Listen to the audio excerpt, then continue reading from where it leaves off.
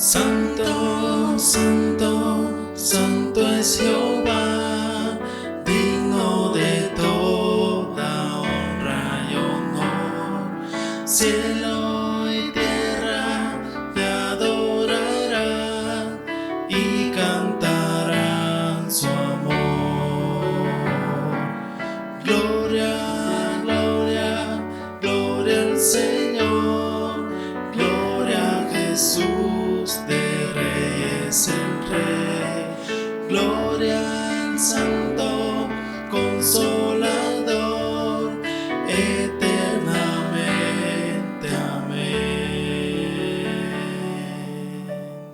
Así de pie, en capítulo de los Hechos, capítulo 1, libro de los Hechos, capítulo 1, del 1 al 11, para dar lectura esta mañana. Lo hacemos asimismo en forma antifonal. Yo leo el primero, ustedes el segundo y el último leemos juntos. Vamos a empezar. En el primer tratado, oh Teófilo, hablé acerca de todas las cosas que Jesús comenzó a hacer y a enseñar.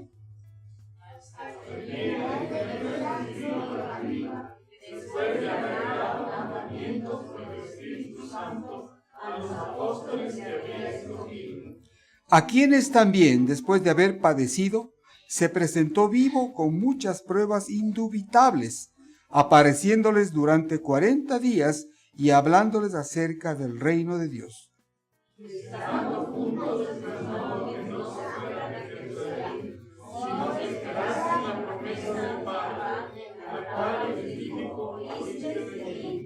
Porque Juan ciertamente bautizó con agua, mas vosotros seréis bautizados con el Espíritu Santo dentro de no muchos días.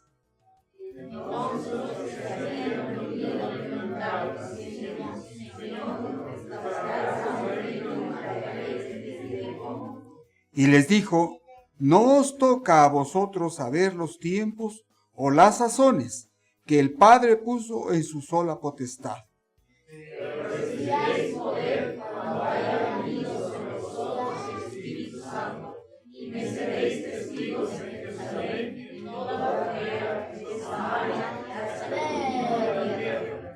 Y habiendo dicho estas cosas, viéndolo ellos, fue alzado y le recibió una nube que le ocultó de sus ojos.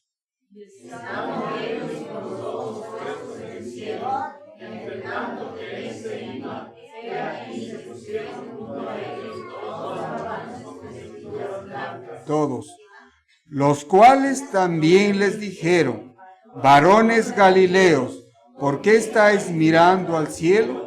Este mismo Jesús, que ha sido tomado de vosotros al cielo, así vendrá como le habéis visto ir al cielo.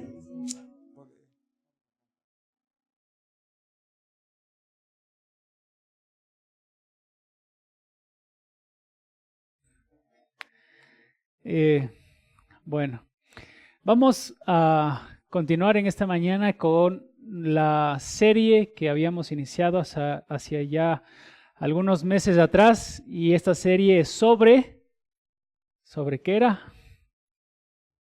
Sobre las epístolas pastorales, ¿se acuerdan?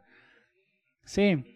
Y en esta mañana lo que vamos a hacer, vamos a introducirnos un poco en la segunda carta escrita por el apóstol Pablo a Timoteo. Sí, nosotros ya hemos estudiado la primera carta de 1 Timoteo, estudiamos la carta a Tito y ahora vamos a tratar de ir juntos estudiando versículo a versículo la segunda carta de Pablo a Timoteo. Así como hicimos con las anteriores cartas, algo que nosotros no debemos pasar por alto es tener en cuenta dónde nosotros nos situamos. Y con eso me refiero al contexto de donde nosotros vamos a ir estudiando una vez más las cartas. Es verdad que ya dimos en el inicio de esta serie el contexto de las cartas, pero probablemente para algunos de ustedes es nuevo lo que va a escuchar en esta mañana, probablemente para otros no sea tan nuevo, pero la idea es que podamos ubicarnos una vez más en dónde estamos parados para estudiar en esta ocasión y en estos últimos domingos la última carta de Pablo a Timoteo. ¿Sí? Así que imagínense, si ustedes no se acuerdan ni siquiera la serie en la que estamos estudiando, si preguntamos el contexto, peor, ¿no es cierto? Así que vamos a ubicarnos una vez más en ese contexto y vamos a repasar una vez más en esta mañana cuál es el propósito y el versículo clave que estamos siguiendo alrededor de estas predicaciones. ¿Y ese texto clave cuál era? Primera de Timoteo capítulo 3, versículo 15 y 16, 14 y 15. ¿Se acuerdan que dice el apóstol Pablo? Dice, pronto estoy por ir a verte, dice, pero si tardo, te escribo estas cosas para que sepas cómo debes conducirte en la iglesia de Dios, en la casa de Dios que es la iglesia, columna y baluarte de la verdad. Entonces vamos a repasar ese versículo también al final mientras vemos esta introducción a la segunda carta de Tito. Si ustedes quieren pueden ir conmigo a segunda de Timoteo capítulo 1, vamos a ver algunos versículos allí, aunque también vamos a ir a otros textos de la Biblia. Como para iniciar esto, nosotros sabemos que el autor de la carta es el apóstol Pablo. Es verdad que hay algo que se ha levantado en este último tiempo que se llama la alta crítica y muchas personas que han comenzado a cuestionar la autoría de muchos libros de la Biblia. Para nosotros, como Iglesia Siloé y como cristianos, entendemos que Pablo es el que escribió las palabras que tenemos registradas en esta carta, puntualmente 2 Timoteo, por la evidencia clara de que de la misma forma en la que se escribe en esta carta, Pablo escribió la primera carta de Timoteo y en esa carta nadie discute que fue escrita por otra persona que no sea Pablo. Y vemos las mismas expresiones, podemos incluso notar palabras semejantes que van a aparecer en esta carta que vamos a estudiar de nuevo, así que no hay discusión para nosotros. El autor de esta segunda carta de Timoteo es el apóstol Pablo. Y como ya habíamos dicho, esta serie de cartas las encontramos que fueron escritas en un periodo de tiempo que algunos historiadores nos dicen que va desde el año 63 al año 67 del primer siglo. Sí, entendiéndose con esto de que probablemente en el año 63-64 fue escrito la primera carta de Pablo a Timoteo, en medio fue escrito Tito y en última instancia, antes de ser martirizado en el año 68, el apóstol Pablo por decapitación, unos poquitos meses atrás, el apóstol Pablo deja escrito esta última carta por inspiración de Dios, por mano suya, para que podamos mirar de alguna forma su despedida, sus últimas palabras para la iglesia en aquel entonces. Y déjenme preguntarles algo, mis hermanos. Esta segunda carta que vamos a comenzar a estudiar, ya acabamos de decir que es la última que escribe el apóstol Pablo. Está despidiéndose, y aunque no vamos a ir al final de esa carta, pero noten que uno de los versículos del final de 2 Timoteo es las palabras del apóstol Pablo diciendo: todos me han abandonado. Todos me han abandonado.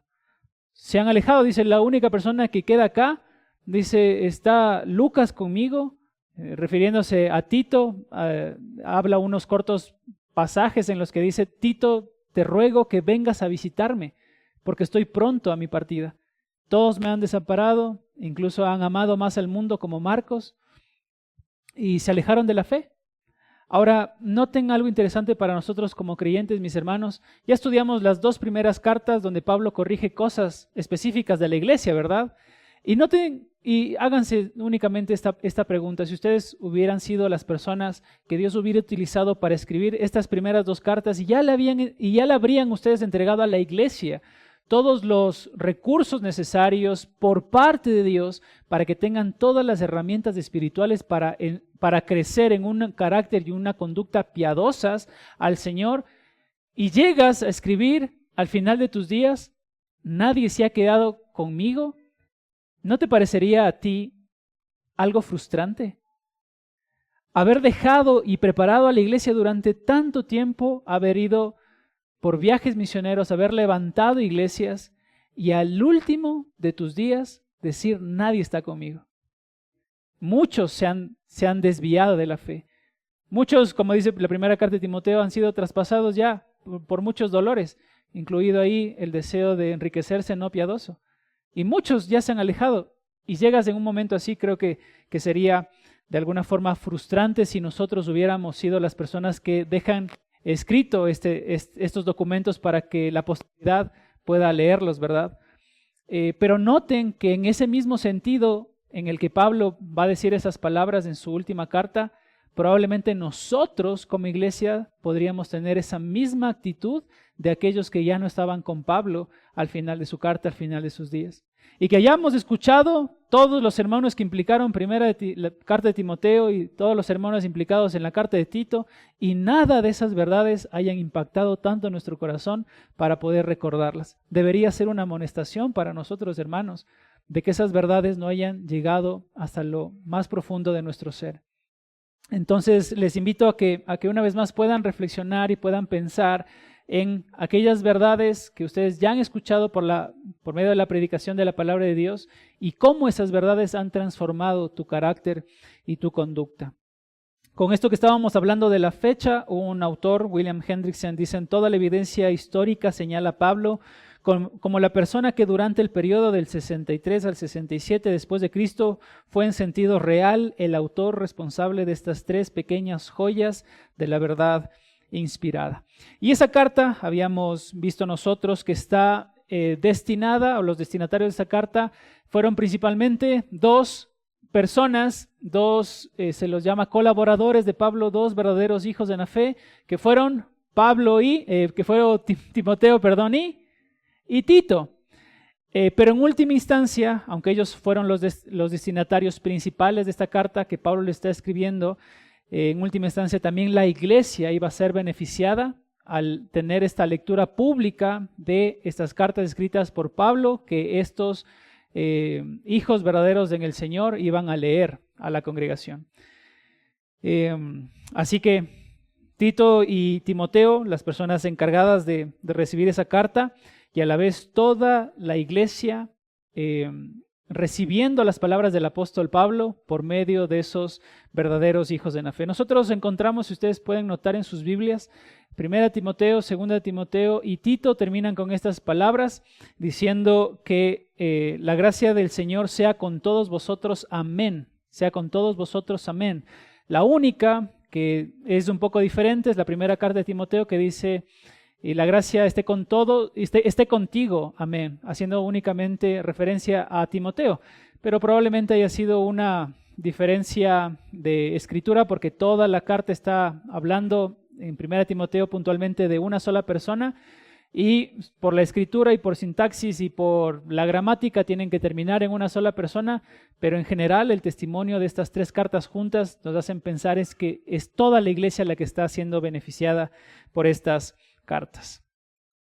Vamos a hablar un poco de quién era Timoteo, una vez más para recordar lo que ya hemos dicho antes. El nombre de Timoteo significa el que honra a Dios o el que adora a Dios. Se lo conoce a Timoteo como una persona afectuosa. Noten lo que dice Filipenses capítulo 2, del versículo 19 al versículo 22. En palabras del apóstol Pablo, se deja registrado este testimonio que dice: a ninguno tengo del mismo ánimo que se interese por vosotros, hablando de Timoteo. Alguien afectuoso, alguien amoroso con la congregación, alguien que presentaba un genuino interés por aquellos que eran del Señor. Se lo menciona también como fiel cuando dice, igual por parte de Pablo, dice, a ningún otro compañero de Pablo lo tengo que tenga ese mismo interés por ustedes en este mismo pasaje. Se lo menciona también a Timoteo como una persona enfermiza. 1 Timoteo capítulo 5, versículo 23 dice, toma un poco de vino por tus frecuentes enfermedades. Entonces se lo considera ahí como nuestro hermano Álvaro, un poco enfermizo. Pero utiliza medicación ahora. Sí.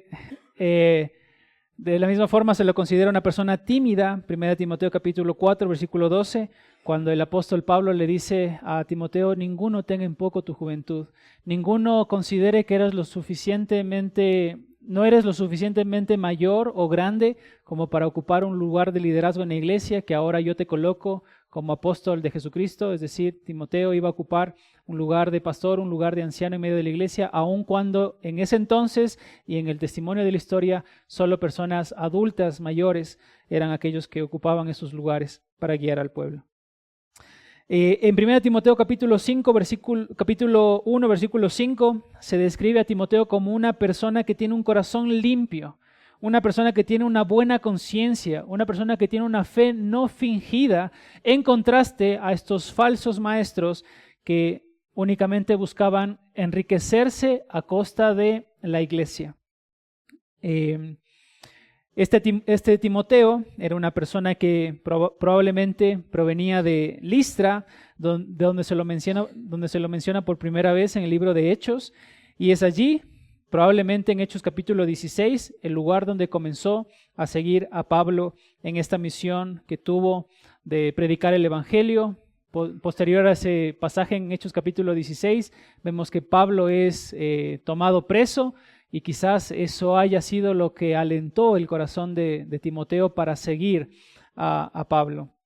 Se menciona a Tito también como el hijo de un padre griego, pero hijo también de una madre y una abuela judía que le enseñaron la palabra oportunamente, y que probablemente esa haya sido la semilla que cuando vino después del apóstol Pablo y le predicó el evangelio, las fichas le cuadraron, encajó todo, y él pudo ver a través de la predicación, en este caso del apóstol Pablo, todo lo que había sido enseñado por parte de su madre y su abuela, culminaba en la persona del Señor Jesucristo. Pudo creer en el Señor como su Dios y pudo entrar a la salvación, y ahí toma la decisión de seguirlo. Ya dijimos, probablemente su conversión se haya dado por la predicación del apóstol Pablo. Por eso lo llama verdadero hijo en la fe. Y fue circuncidado. Se habla de Timoteo como alguien que tuvo que ser circuncidado. Pablo lo tomó para que esta acción de circuncidarse no limite su ministerio. En el caso de Timoteo, su accionar prioritariamente iba a ser en personas judías. Y lo que temía el apóstol Pablo es de que los judíos se nieguen a escuchar a Timoteo porque tenía un antecedente de un padre gentil. Entonces, más bien utilizan la circuncisión, no porque la circuncisión implique una forma de salvarse o entrar en algún pacto con el Señor. Eso pasó en el Antiguo Testamento, era un pacto para enseñar o para mostrar quiénes pertenecían al pueblo de Dios, pero en el Nuevo Testamento más bien lo utiliza, en este caso el apóstol Pablo, para que no sea una acción, el no ser circuncidado, una acción de tropiezo para aquellos judíos que sí eran circuncidados, y más bien Timoteo puede tener toda la libertad para exhortar a esos hermanos. Y Timoteo se suma al equipo de Pablo, Hechos capítulo 16, versículo 3, después de que todos los ancianos que, como vemos ahí en Listra, que ya habían sido levantados por parte del apóstol Pablo, aseguran que Timoteo tiene un buen testimonio, tiene una buena conducta, y lo encomiendan al ministerio, y probablemente esas personas hayan sido quienes ponen sus manos encima de Timoteo y lo comisionan al ministerio. Se lo describe después a Timoteo junto con Pablo en Tesalónica, en Berea, en Atenas, en Macedonia, en Corinto, en Troas, en Jerusalén. Timoteo también está en medio de la cárcel con el apóstol Pablo en su primer encarcelamiento en Roma, después de Hechos capítulo 28. ¿Se acuerdan que Pablo es tomado preso? No sabemos después de Hechos capítulo 28 lo que haya acontecido con el apóstol Pablo. Sí entendemos que hubo una brecha en la que él pasó encarcelado y ese encarcelamiento fue un arresto domiciliario del que se habla, en el que Pablo pudo escribir cartas, tener visitas, pudo hacer como una vida normal, pero bajo custodia del Imperio Romano, y se nos cuenta en este caso que Timoteo estaba con él. Filipenses 2:19 dice que él espera, el apóstol Pablo espera enviarles a las otras congregaciones a Timoteo de una forma oportuna y pronta. Noten que estaba ahí con él. Estaba con Pablo Timoteo. Así que ya hemos dicho unas pocas cosas de Timoteo para refrescarles a ustedes la memoria, para que recuerden al personaje. Y ahora vamos a recordar, en cambio, la ciudad a la que fue enviado Timoteo. Y la ciudad a la que fue enviado fue Listra, fue Éfeso. ¿Se acuerdan? Éfeso. Esas iglesias en el Asia, de iglesias constituidas en el Asia Menor, que fueron levantadas probablemente por seguidores del apóstol Pablo o probablemente por aquella gente que escuchó el Evangelio cuando los discípulos en Hechos capítulo 2 en adelante predicaron, habiendo recibido el Espíritu Santo de Dios, y muchos de esas personas que vinieron a una de las fiestas más grandes del pueblo judío, escucharon el Evangelio, se convirtieron, regresaron a sus ciudades y levantaron allí comunidades cristianas. Y muchas de esas comunidades se ubicaron en el Asia Menor, donde Éfeso era una de las ciudades griegas importantes de lo que hoy se conoce como Turquía. Si alguien ha estado en Turquía, entonces probablemente ha hecho el tour de las 7 iglesias, que es hermoso, pero una de esas es Éfeso, el lugar en el que Pablo comisiona a Timoteo para que pueda estar. Nos cuentan los historiadores que Éfeso era importante porque en ella se encontraba un centro comercial importante y económico de la región del mar Egeo. Era un puerto, uno de los más grandes de la antigüedad, y esa es la razón por la que se facilitaba mucho el comercio con otras partes del Imperio Romano y del mundo allí mediterráneo. Se considera también que Éfeso era era un centro religioso. Quizás alguno de ustedes ha escuchado hablar que una de las 7 maravillas del mundo es el templo de la diosa Diana, Diana de los Efesios, o también conocida como Artemisa. Hoy también es un lugar turístico para incluso la gente de nuestro tiempo. Entonces, en aquel lugar, un importante centro de adoración era este templo de la diosa Diana, que después ya vamos a ver lo que se conecta con nuestro versículo principal, cuando Pablo le dice que nosotros como iglesia somos columna y baluarte de la verdad. ¿Sí? También era conocido Éfeso por un lugar de cultura y educación. Dice que tenía muchos teatros impresionantes con capacidad para miles de espectadores, donde se realizaban obras de teatro, eventos culturales, se aprendía sobre filosofía y escuelas de retórica. También se encontraban en ese lugar. La diversidad étnica, también nos habla la historia, hablando de esta ciudad de Éfeso como una ciudad cosmopolita, donde no solamente existían romanos o griegos, sino personas procedentes de todo el mundo conocido en aquel entonces. Y también se los conocía como una ciudad bien planificada, con calles pavimentadas, con un sistema de alcantarillado, acueductos que funcionaban para abastecer de agua a toda la población, las casas, edificios. Todo estaba construido en la mayor cantidad de proporción por mármol y granito, y eso reflejaba el resplandor y el crecimiento de la ciudad. Noten, que fuera, ¿no es cierto?, si nuestro Quito estuviera compuesto todo por granito, por mármol, una ciudad impresionante. Noten ustedes, hermanos, no sé si alguna vez se han puesto a pensar que cuando Herodes el Grande está reconstruyendo el templo en los tiempos del Señor Jesucristo, no lo hace con oro, no lo hace con ese material que fue utilizado en el Antiguo Testamento para levantar el primero y el segundo templo, sino más bien comienza a reedificarlo, comienza a reestructurarlo con mármol. ¿Y saben por qué? Porque a la puesta del día dice que el mármol resplandecía como si fuese oro. O sea, y también nos ayuda a entender en la historia el uso de este material que era codiciado en algún sentido para usarlo. Así que estas ciudades era impresionante. Y obviamente una importancia política, porque allí se encontraba uno de los centros políticos más grandes del Asia Menor, por ser una provincia romana. Tenía allí el emperador su residencia en esa ciudad y por tanto lo convertía a Éfeso en un centro administrativo, sobre todo el Imperio Romano. Así que noten, ¿no es cierto? Ahora ya nos ubicamos un poco, estamos tratando una vez más de colocarnos en la historia, estamos tratando de ponernos en ese lugar, considerando quién era Timoteo, considerando una vez más al apóstol Pablo. Y ahora les invitaría, mis hermanos, a que podamos considerar juntos, una vez más, el propósito de las epístolas pastorales. ¿Ok? Y para eso, por favor, abran sus Biblias en 1 Timoteo, capítulo 3, versículo 15. 1 Timoteo, capítulo 3, versículo 15.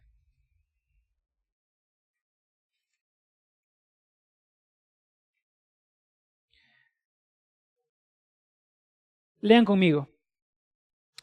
Dice 1 Timoteo, capítulo 3, versículos 14 y 15. Dice, esto te escribo, aunque tengo la esperanza de ir pronto a verte, para que si tardo, sepas cómo debes conducirte en la casa de Dios, que es la iglesia del Dios viviente, columna y baluarte de la verdad. Hermanos, todas las epístolas pastorales hallan su núcleo en este pasaje. Y nosotros ya hemos estudiado 2 de esas cartas. Y déjame preguntarte, en un sentido pastoral a tu corazón, ¿cuántas de esas verdades predicadas en esos sermones de estas 2 grandes cartas que ya estudiamos te ayudaron a ti para que sepas cómo debes conducirte en la casa del Dios viviente? ¿Cuántas de esas cosas que se dijeron te llevaron a ti a considerar cómo es que tú debes manejarte? Y ya vamos a ir una vez más a ver qué es lo que significa casa, la palabra ahí traducida, la casa de Dios. Mis hermanos, este pasaje, como ya hemos dicho, es el pasaje central de estas epístolas pastorales. Y ahí está atrás también mi hermano Huguito, que se acuerdan que alguna vez preguntamos, ¿qué pasaría si yo voy a su casa y me como toda su comida y levanto los pies en sus sillones y me robo a su perro y hago un desastre en medio de su casa, ¿no es cierto? Esa fue la respuesta que dijimos al iniciar estas cartas, ¿no es cierto? No le vuelvo a invitar más, porque es mi casa, es la casa de Hugo, es la casa de Marcelo, es la casa de Andrés, es la casa de mi hermano Carlos. O sea, es mi casa, ¿no es cierto? Y en mi casa se hace lo que yo digo, ¿no es cierto? E incluso nosotros utilizamos esa frase para hablarles a nuestros hijos, para decirles que mientras estés debajo de mi techo, vas a hacer lo que yo, lo que yo digo, lo que yo pongo como regla, ¿verdad? Ahora, noten, mis hermanos, que nosotros habíamos considerado eso en términos humanos, en términos de nuestras relaciones con nuestros semejantes. Pero cuando el apóstol Pablo está utilizando allí que la iglesia de Dios, en este caso Siloé, y cada persona en particular es la casa de Dios, noten que también está hablando exactamente de lo mismo. Está diciendo, mi hermano, a nivel colectivo, esta iglesia no es de ninguno de nosotros. Esta iglesia no se maneja como ninguno de nosotros cree que se maneja la iglesia. Esta iglesia no se quiere manejar en un sentido de poner lo que a nosotros nos parece como importante, manejarlo de esa forma. No. ¿Por qué razón, hermanos? Porque esta iglesia, en términos generales, en términos de congregación de Siloé, nosotros somos del Señor. Somos la iglesia del Dios viviente y esta es su casa. Y en su casa hacemos lo que Él quiere. Así como en nuestra casa hacemos lo que nosotros queremos.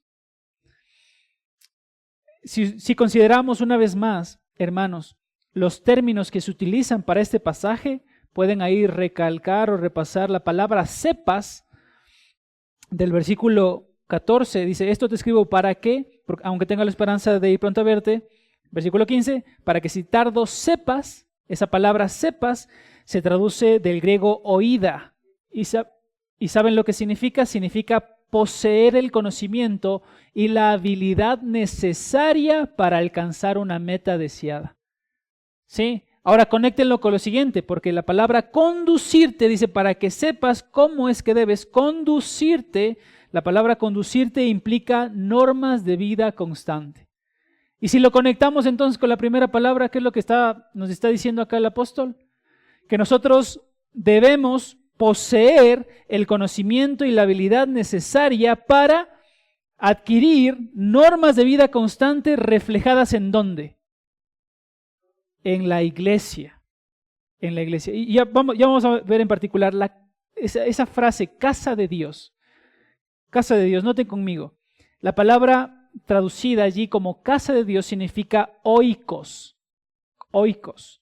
Y puede ser traducida como edificio, puede ser traducida como casa, como familia, como hogar.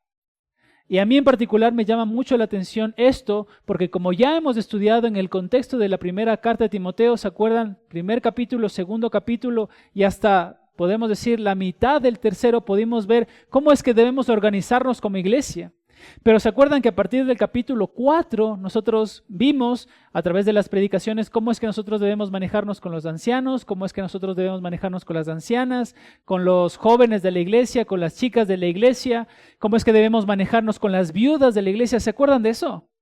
Entonces ese mismo contexto nos lleva a considerar que probablemente esta palabra traducida, la casa de Dios, no solamente haga la intención de hablarnos en términos generales de que esta iglesia es la casa de Dios. Y sí, es la casa de Dios en un sentido. Pero también nosotros somos la familia de Dios porque cada uno de nosotros somos parte de esa familia. Entonces, en términos generales, la iglesia, sí lo es la casa del Dios viviente, pero mi hermano Carlos es la casa del Dios viviente. Y mi hermana Marcita es la casa del Dios viviente, mi hermano Pablo y yo. Y cada uno de nosotros particularmente, nosotros somos la casa del Dios viviente porque somos la familia de Dios. Y en ese sentido, hermanos, debemos aprender a conducirnos en la casa de Dios en términos generales, que es la iglesia de Siloé. Y a nivel particular, tenemos que aprender cómo es que nosotros debemos conducirnos con el que tengo al lado, porque él también es miembro de la iglesia de Dios. ¿Me hago entender? Entonces, conectémoslo todo. Ya dijimos, para que sepas, para que poseas el conocimiento y la habilidad necesaria para adquirir normas de vida constante para que tú puedas relacionarte con la casa de Dios, la iglesia del Dios viviente. Ese es el propósito, mis hermanos, puntual de estas cartas pastorales. Y noten la descripción que se hace de Dios. Esta es la iglesia de un Dios muerto, hermanos. Esta es la iglesia de un Dios que solamente murió hace 2000 años. Esta es la iglesia de un Dios que no se levantó de los muertos. Esta es la iglesia de un Dios que se quedó bajo la tumba. ¿Sí o no? No, esta es la iglesia de ¿quién? Del Dios viviente. Esta es la iglesia del Dios viviente, mis hermanos. De un Dios que constantemente está trabajando a favor de los que son sus hijos, corrigiéndolos, amándoles, proveyéndoles, guardándoles del mal, librándoles del maligno y llenando de abundancia sus corazones. Esta es la iglesia del Dios viviente, mis hermanos. Y si esta es la iglesia en general y cada uno de nosotros somos la iglesia del Dios viviente, ¿cómo es entonces, mis hermanos, que nosotros no estaríamos dispuestos a aprender a poseer estas conductas, estas habilidades necesarias para manejarnos en medio de nosotros? No, mis hermanos. Nosotros somos la iglesia del Dios viviente y en consecuencia a ello es que nosotros deberíamos estar dispuestos a aprender. Y obviamente no estamos siendo puntuales porque estamos haciendo una introducción a la segunda carta de Timoteo. Pero ya se ha dicho mucho, mis hermanos, en las anteriores dos cartas, de cómo nosotros debemos conducirnos en carácter y en conducta. Ahora nada más quiero que ustedes de alguna forma traigan a memoria lo que ya se ha dicho. Vamos a decir más en la segunda carta cuando entremos ya a desarrollar la segunda carta. Pero ahora me pareció a mí adecuado traer a memoria lo que ya se ha dicho, ¿sí? Para que una vez más nos ubiquemos y pensemos si lo que ya se ha dicho probablemente ya lo pasé por alto o lo pude retener. Y una vez más animarnos que si lo que primero que escuché lo pasé por alto, esto que sigue no lo deje pasar por alto, sino que pueda adquirirlo para saber cómo debo yo conducirme en esta casa del Dios viviente, porque es su casa. Ahora miren cómo se describe a esa casa. Dice que nosotros debemos conducirnos en la casa del Dios viviente, que es la iglesia. Y miren cómo se describe a esa iglesia: columna y baluarte de la verdad. Y baluarte de la verdad. Sé que hay algunos arquitectos acá, ¿no es cierto? Ahí está mi hermano Julito, aunque ingenieros civiles, arquitectos. Para levantar un edificio, ¿qué es necesario hacer antes de levantar un edificio? ¿Es necesario ya poner las columnas primero? Es poner los cimientos, ¿no es cierto? ¿Y los cimientos cómo se colocan en una estructura? Cavando el terreno, profundizando el terreno, dimensionando la altura del terreno que tenemos y de alguna forma dimensionando cuál va a ser la altura que queremos que tenga ese edificio.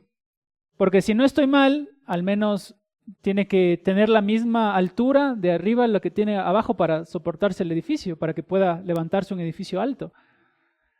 Está mal, dice mi hermano Julito. Pero tiene que ser amplia la construcción, el cimiento. Ahora noten, mis hermanos, que cuando ahí habla de baluarte, hace referencia a ese mismo cimiento. Habla de un cimiento sobre el que va a descansar a futuro una estructura. ¿Y saben, mis hermanos, cuál es el cimiento del que la Biblia nos habla a nosotros, sobre el que hemos sido acogidos como esa familia que ya dijimos? El cimiento es Jesucristo. Ese es nuestro cimiento, mis hermanos. Él es la piedra angular, nos dice las Escrituras. Él es la persona que nos ha tomado a todos nosotros y nos ha convertido en piedras vivas para edificar, en este sentido figurado, este edificio que somos en su nombre. Pero Él es la piedra angular y Él es el cimiento. Él es el cimiento. Y noten ahora, en ese cimiento, dice que nosotros de la misma forma participamos de ese cimiento. Estamos en ese cimiento. Y los creyentes se levantan en ese cimiento en segunda instancia. Eso es lo que hablamos del cimiento, es el baluarte. Pero nosotros como cristianos somos levantados en ese cimiento como ¿qué?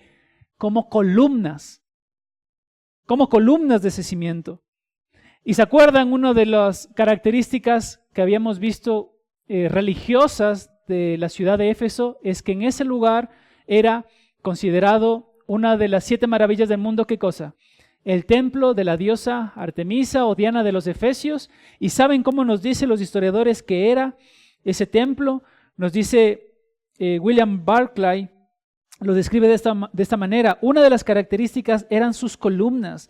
Contenían 127 columnas y cada una de ellas era el regalo de un rey. Todas estaban hechas de mármol y algunas estaban adornadas con joyas y cubiertas de oro. Pero por sobre todas las cosas, esas columnas servían para sostener la inmensa estructura del techo. 127 columnas amplias, anchas, que sí tenían el objetivo de representar allí a estos reyes que fueron donando esas columnas, pero por sobre todas las cosas, el objetivo por la que se levantaban esas columnas era para sostener la estructura grande de su techo. Ahora, mis hermanos, si nosotros somos levantados por parte del Señor como esas columnas de Dios, en medio de ese cimiento que ya ha sido colocado, en el que nosotros hemos sido injertados, en el que nosotros participamos como piedras vivas a través del Señor Jesucristo, y nos levantamos ahora como columnas del Señor, lo que nosotros sostenemos allí, por sobre todas las cosas, no es un techo construido con materiales humanos. ¿Saben lo que nosotros sostenemos como cristianos, hermanos? Sostenemos la verdad misma de Dios. Porque ¿qué dice que es la casa de Dios? Columna y baluarte ¿de qué? De la verdad, hermanos. Columna y baluarte de la verdad. Nosotros estamos sosteniendo la verdad, mis hermanos. Y por eso hacíamos hincapié en todas estas predicaciones que hemos tenido sobre estas dos cartas primarias que ya las hemos estudiado, en cómo nuestra vida refleja el cristianismo que nosotros manifestamos con nuestra boca.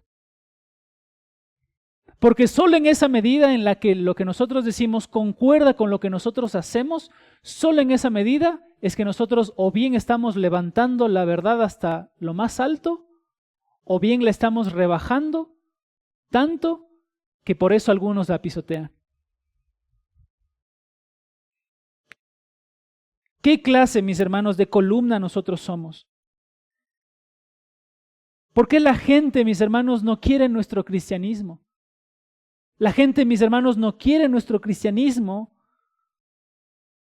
porque esa verdad que afirmamos nosotros decir con nuestra boca, no la vivimos. La pisoteamos. Vamos en contra de lo que afirman nuestros labios. Por eso la gente no quiere nuestro cristianismo. Por eso la gente no quiere imitarte, no quiere imitarme. En mi trabajo, en mi familia, no quieren seguirte. ¿Por qué? Porque tu cristianismo no es atractivo para ellos. ¿Y se acuerdan la amonestación que nos daba, en este caso Pablo hablándole a Tito, que cuando nosotros tenemos una conducta y carácter necesario, lo que nosotros hacemos es, cosmeo era la palabra, adornamos el evangelio de Dios. Lo hacemos, no es que transformamos la esencia del evangelio, pero lo hacemos atractivo para la gente que lo mire, cuando nuestra conducta y nuestro carácter manifiestan lo que nosotros estamos diciendo con nuestros labios. ¿Se dan cuenta, hermanos? Por eso, mis hermanos, nosotros debemos recordar en esta mañana que esta es la iglesia del Dios viviente, que esta es la casa de Dios y que en colectivo, mis hermanos, todos juntos somos el pueblo de Dios, pero que individualmente nosotros también nos levantamos como una columna en particular, sosteniendo la verdad en alto. Y necesitamos hacerlo porque es el mandato de Dios, porque no es nuestra casa, porque no es mi vida. Alguno podría decir, pero no, es que esta es mi vida y yo la vivo como yo quiero. Mi hermano, tengo malas noticias para ti, pero tú desde que llegaste al Señor Jesucristo dejaste de ser esclavo del pecado, pero te convertiste ahora esclavo de Cristo. Porque esa supuesta libertad a la que muchos aspiran, anhelan, no existe. O porque bien o somos esclavos del pecado, o bien somos esclavos de Cristo, y la Biblia nos afirma que el yugo de Cristo es ligero. Y en el sentido, tener a Cristo como amo es el mejor amo que nosotros podamos llegar a tener, hermanos. Mis hermanos, es importante que nosotros una vez más consideremos este pasaje.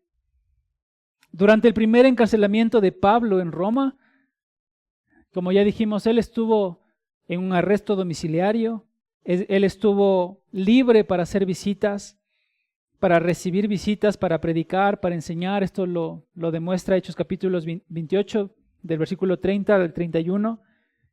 Pero en este momento, mis hermanos, de esta epístola que vamos a comenzar a estudiar, que es aproximadamente 5 años después de la escritura de la primera, aquí tenemos a otro Pablo. Tenemos a un Pablo encarcelado, según lo que dice 2 Timoteo 1:16. Tenemos a un Pablo que está casi muriendo, agonizando. Un Pablo que es tratado como un delincuente, según lo que dice 2 Timoteo 2:9. Un Pablo que ha sido abandonado por sus compañeros. 2 Timoteo 4. Un Pablo que tiene poca luz para leer, para escribir, que no tiene ninguna perspectiva de alivio, que solamente tiene por pensar un alivio, y ese alivio sería la muerte.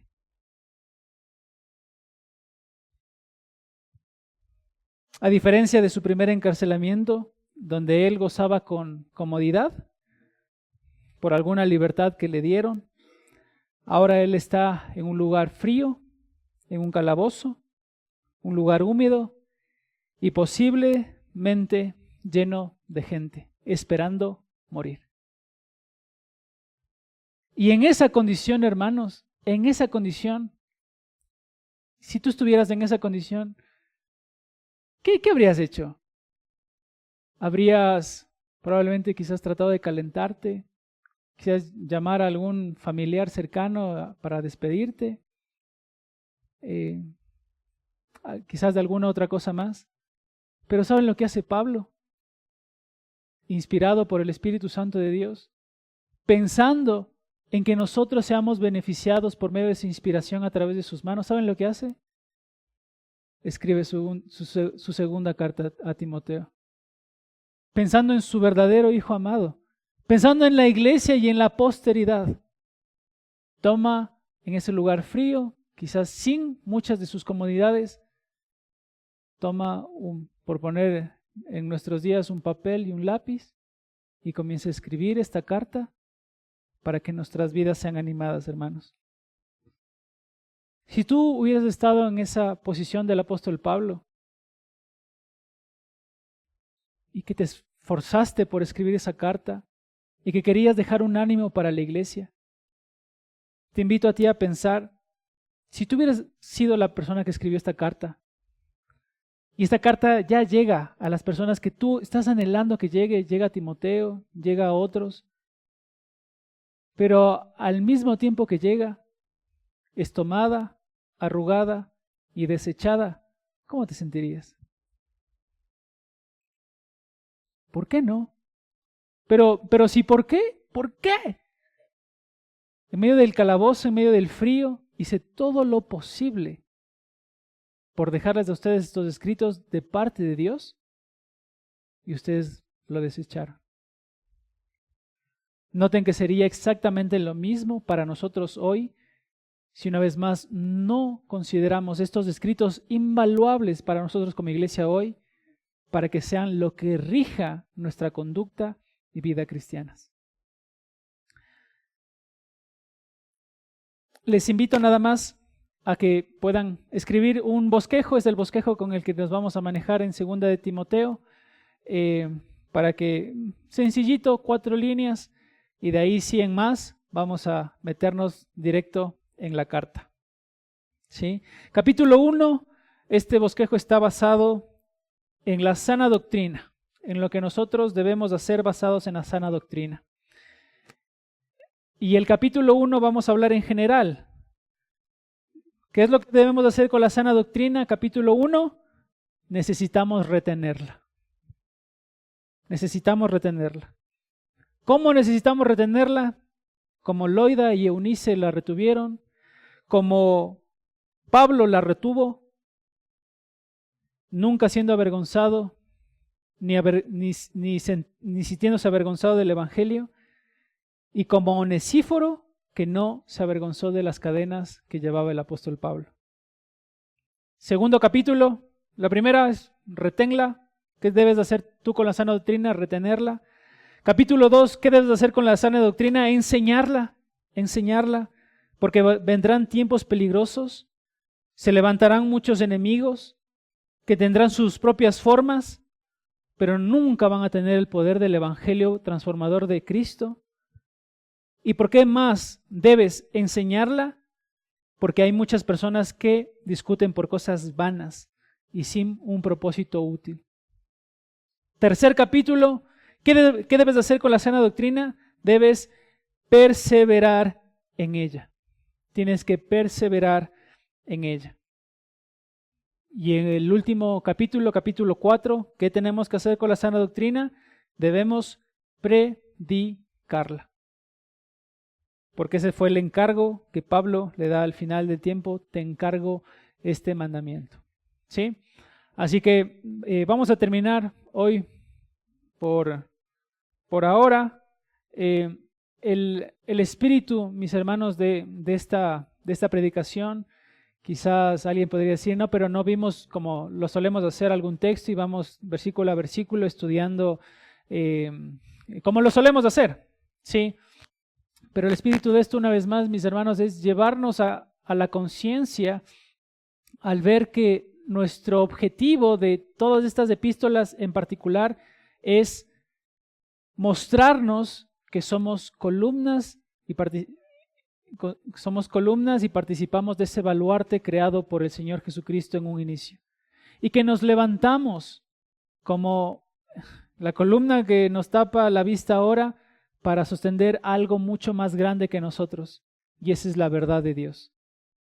Y solo en la medida en que nosotros estemos dispuestos a ver en la Biblia sus verdades, sus mandatos, sus provisiones, sus correcciones, solo en esa medida nosotros vamos a mantener en alto quién es Dios, para que hacer y de alguna forma hacer atractivo esa predicación a través de la forma en cómo nosotros nos manejamos en nuestra vida. Amén. Así que vamos a orar y los siguientes domingos ahí sí nos metemos de lleno en la carta. Padre, queremos agradecerle en esta mañana, queremos rogarle, Señor, que usted nos enseñe. Padre, ha sido una mañana para recordar algunas enseñanzas que usted nos ha dejado en los anteriores sermones que se han predicado. Queremos, Dios, no irnos de su casa sin haber considerado su palabra, Señor, y le rogamos que usted nos ayude a disponernos constantemente, Señor, no solo cada domingo, sino cada día para estudiar su palabra, para profundizar en ella, para rogarle, Señor, a través de su Espíritu Santo que nos guíe, Señor, a la verdad. Queremos rogar, Señor, que su Espíritu nos acompañe cada vez que leemos su palabra y constantemente está en medio de nosotros, mora en medio de nosotros y le agradecemos aún por eso, Padre. Ayúdenos a manifestar al mundo que sostenemos en alto tu verdad, aun cuando sostenerla en alto nos cueste, Señor. Va a haber muchas personas que se van a ir en contra de nosotros, mucha gente que no cree lo mismo que nosotros, mucha gente que está en contra de ti, Padre, pero queremos ser nosotros esos fieles embajadores que le proclaman al mundo en el nombre de Cristo, reconcíliense con Dios, y queremos participar de ese ministerio con usted. Oramos agradecidos en el nombre de Cristo Jesús. Amén.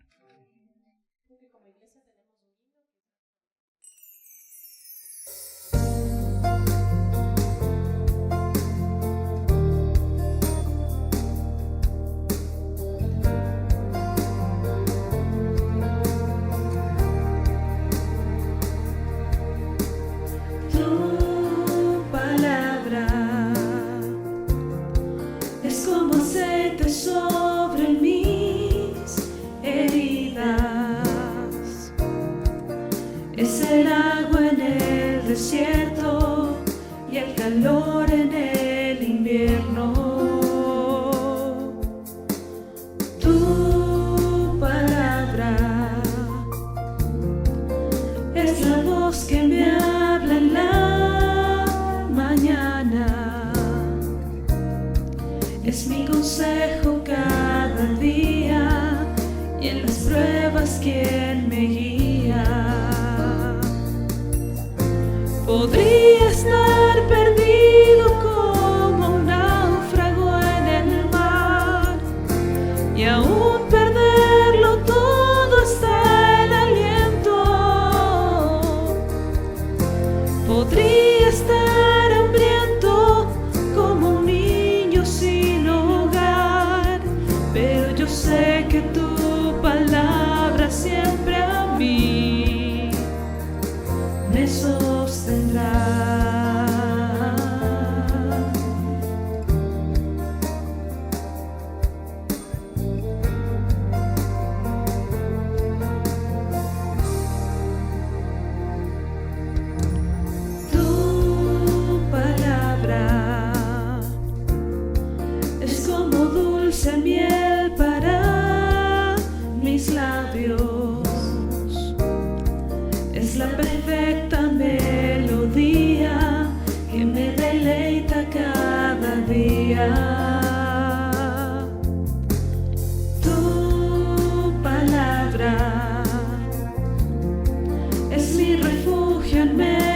medio de las pruebas.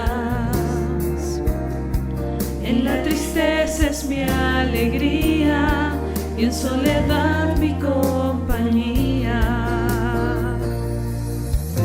Podría estar perdido como un náufrago en el mar y aún perderlo todo hasta el aliento. Podría estar hambriento como un niño sin hogar, pero yo sé que tu palabra siempre a mí. Podría estar perdido como un náufrago en el mar y aún perderlo todo hasta el aliento. Podría estar hambriento como un niño sin hogar, pero yo sé que tu palabra siempre a mí. Pero yo sé que tu palabra siempre a mí. Pero yo sé que tu palabra siempre a mí me sostendrá.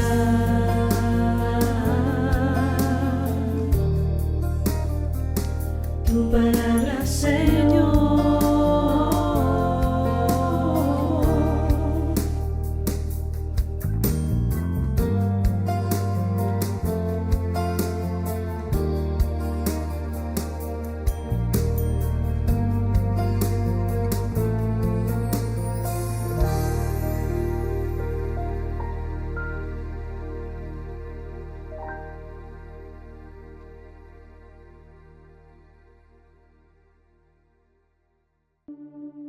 Gracias por participar en esta celebración desde tu hogar. Damos gracias a Dios por la oportunidad de escuchar su palabra. Recordemos siempre que como una sola iglesia nos mantenemos unidos en oración con cristianos alrededor del mundo.